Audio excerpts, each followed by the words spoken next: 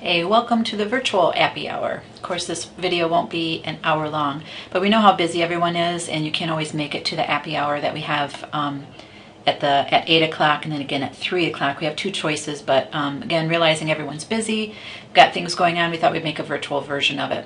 So this month's app that we are really excited for you to try out with some of your students is called the Little Writer for Kids.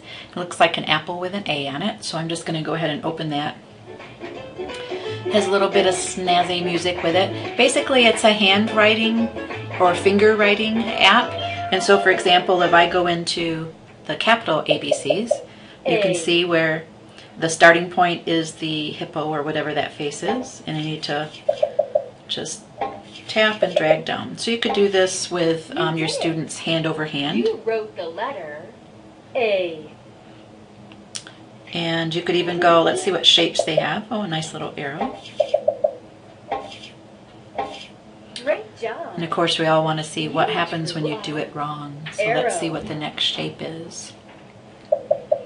Okay, so say if I try and go up, right now you can't see my finger, but I'm trying to do the top of that boat. And so it's not really letting me, or it's letting me do that, but it's not letting me draw. But I have to really kind of go down. So again, you may have to do some hand over hand with some students.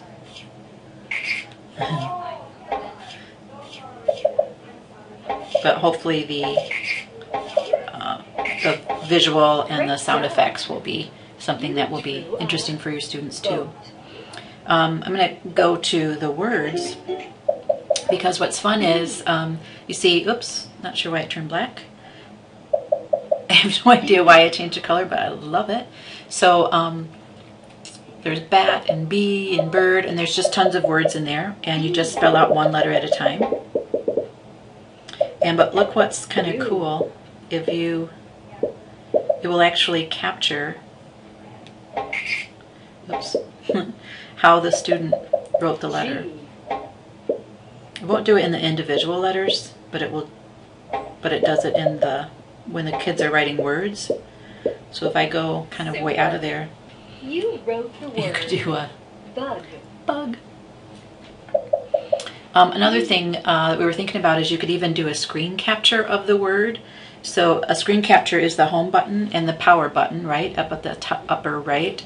So say I was writing my word, and I've got my, oops, need to follow the right way.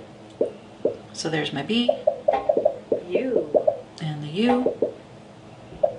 Here's my S. Super. You wrote the word. You can tell that I kind of quickly captured that. So it'll be a little tricky when you are in, when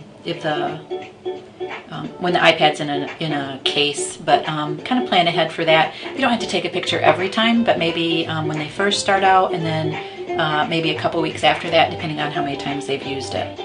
But you need to get into the fun part, which are the settings. And again, free app, so you wouldn't expect a whole lot of settings, but this has great settings.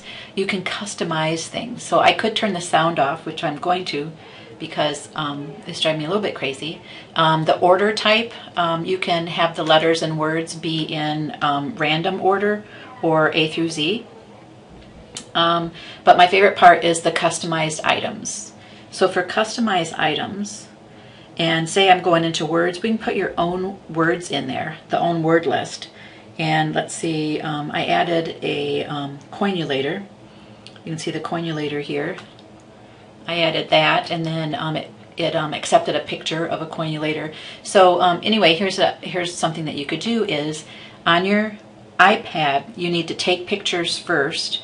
So take a picture of all of your students, and then you could add each of your students' names, and then they could practice handwriting their names. And then when they're done writing that name, the picture of them pops up. So to do that, you would click on that plus sign, and that's when you would enter the name.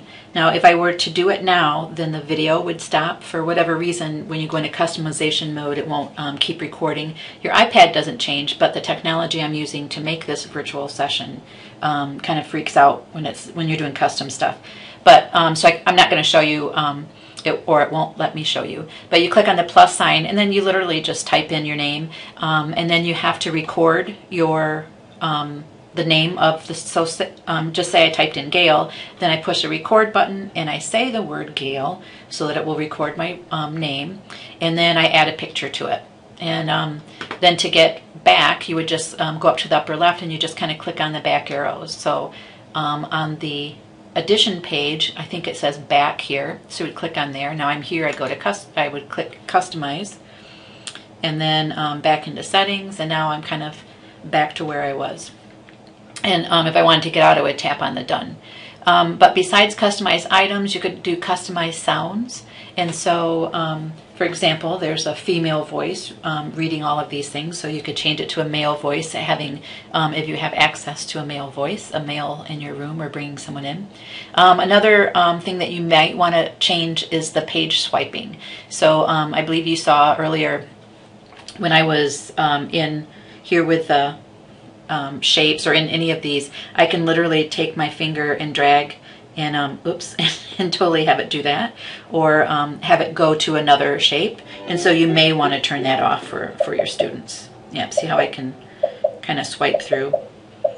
And so turn off that swiping, and then that will kind of force them to stick on whatever is in front of them.